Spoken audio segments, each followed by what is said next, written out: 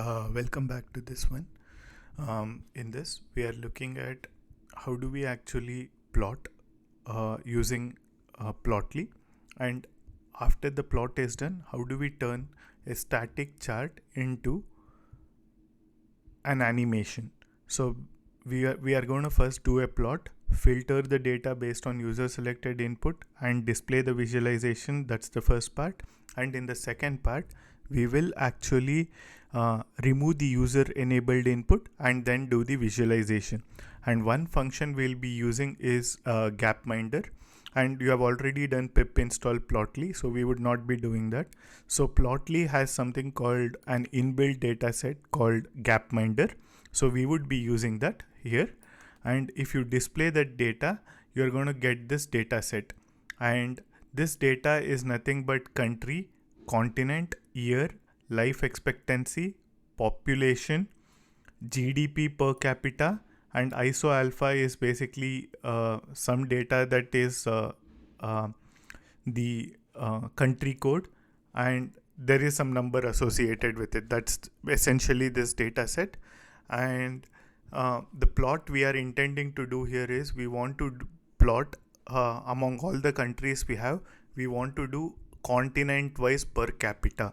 So that's the data we will be plotting, and our plot will be something like this. Basically, that's what we will be plotting. And once we do that, let's look at the next data, and let's actually move into coding this. So the libraries we need here are import pandas as pd, since we'll be playing around with the pandas dataset. And the next one we need is, we do need streamlit, so import streamlit as st. And I'm going a little quick here because we have already done most of that here. And if this is fast, let me know. I would just just leave a comment or leave a message for me. I would re-record this at a slower pace.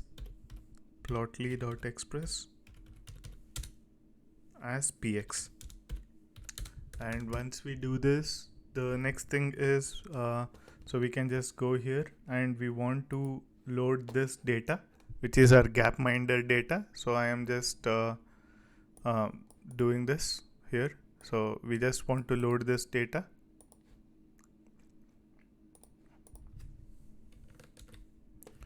In the meantime, let me see if I have something running in streamlit.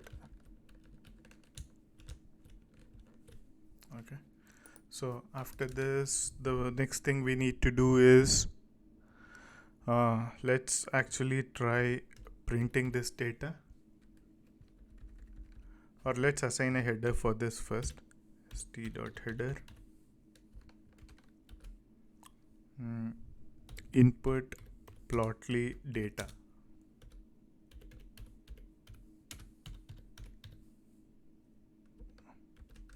Right, and once we do this, and all we just need to do to display a data frame is st.write, and let's call gapminder.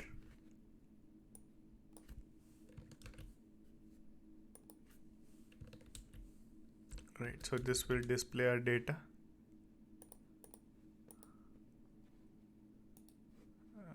Okay.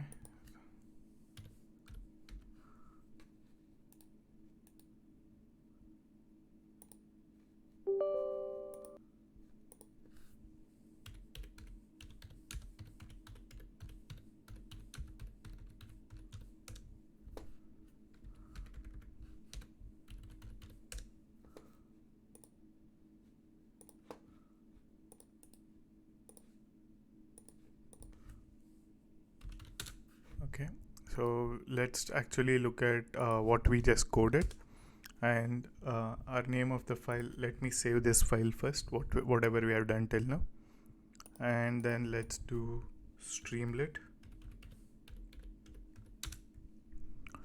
run, and it's animate charts with streamlit. So let's run this code. We should now see the gapminder data.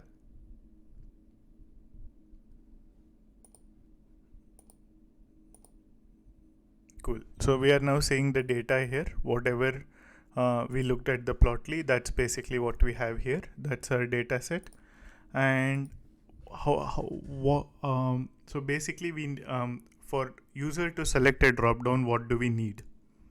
So from the input data, we need to select a list of unique dates from the user.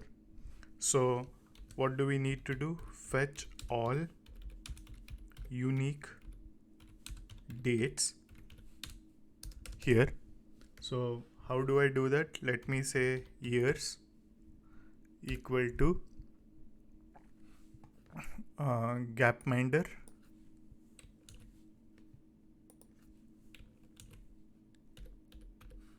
and if you go to this page here, we have something called year.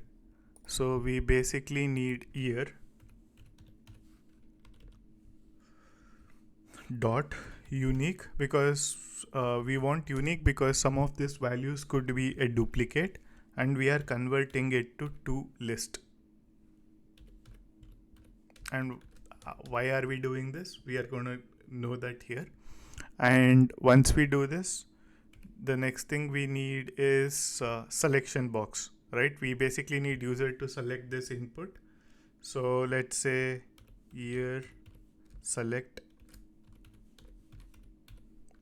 equal to the standard streamlit what we have done. We are using a select box here. You can use any of the other stuff, whichever you want to use, a checkbox, you want to use multiple select, you can do that. That's up to you. We have already looked at all the available options. This is one option you are doing. So let's say select the year for the data, right? Select the year for the data, and here we just need to give years as the input. And why are we putting 0 here? 0 basically implies to the first value in the years data set. And now you should see a drop down. Cool. So now you see a list of all the available years in our data set. And now we actually come back to generating a plot with plotly. And how do we do that?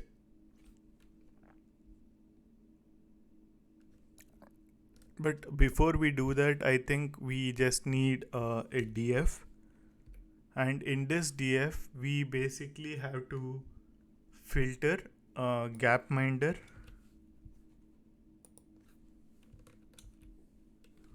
of gapminder, and in this the column we are interested in is in year, and in that year the year we want this data is for year you have selected. So basically we are filtering the data frame in place so that we only retain data for that year, whereas gapminder has data for all the years. That's the purpose of doing this. And once we have it,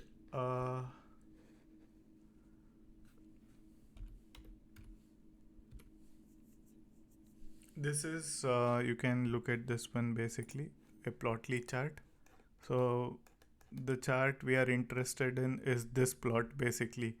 So let's copy this, colored by continent.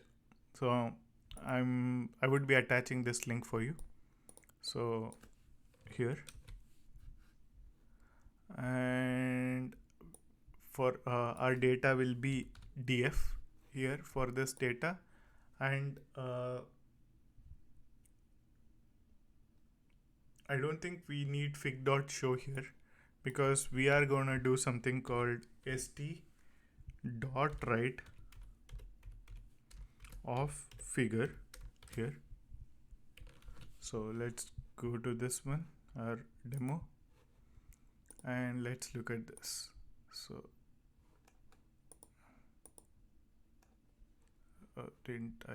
yep, we now have this chart here. So you pick an year, you get a chart, you get an data for that specific year.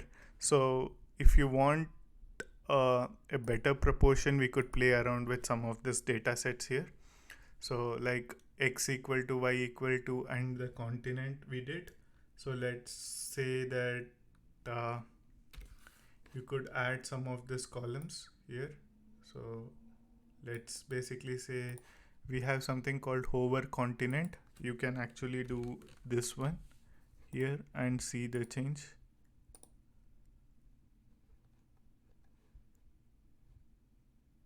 Okay, and it's completely an interactive chart. So if you click on each of this, you would see the entire data set for it, and it's great for any visualization projects you're working on. And the another change we can do is we want the scale to be logarithmic, right? Because yeah, I think we want our scale to be logarithmic. And how do we do that? Let's say log underscore x equal to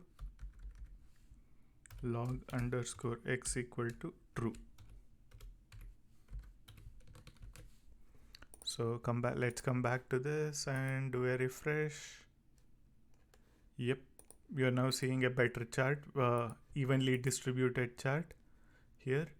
And you can, if you want to specify the width of the chart, you could also do that here by changing, so let's say fig update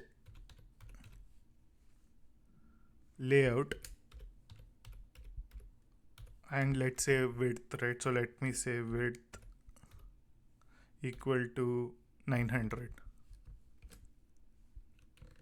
So let me pick some number here. I think I missed this one.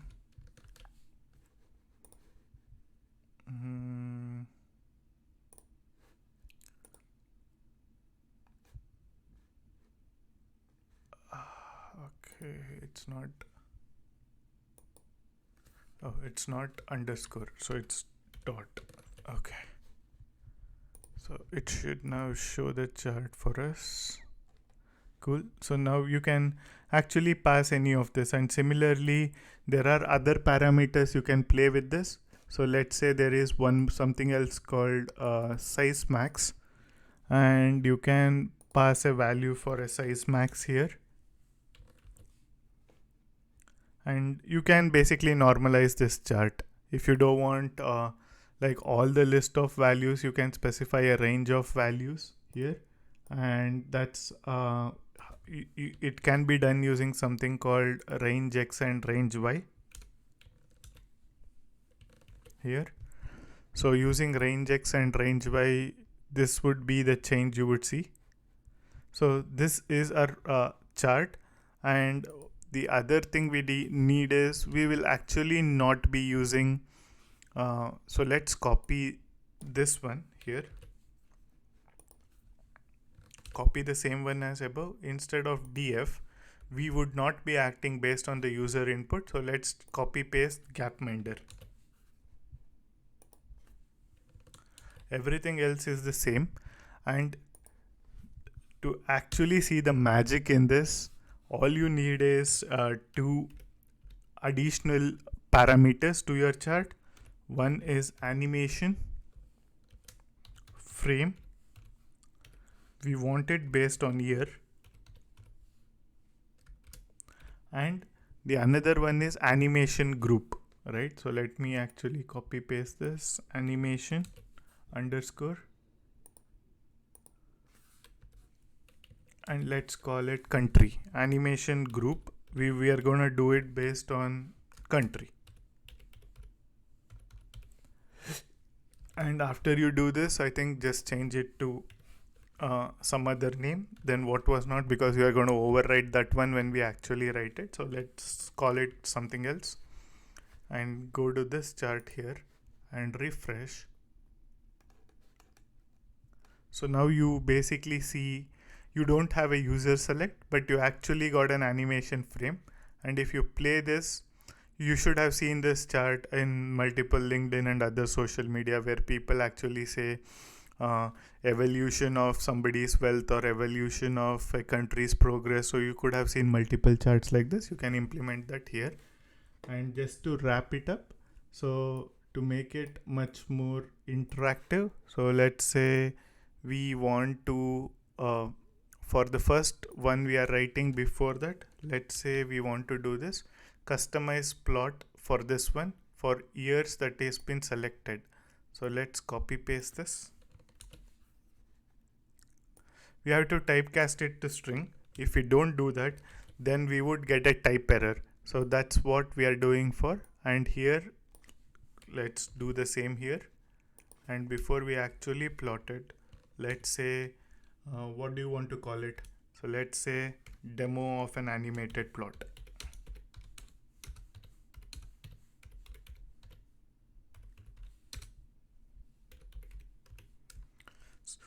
So since we had already gone over each of this individual component, the goal of this one was to basically make your charts production ready, and that's the intent of this. Now you actually see the year you select has been displayed here, and you also see a header here. It's always good practice to add an header before start of a section. So that wraps up this lecture, and thank you for joining.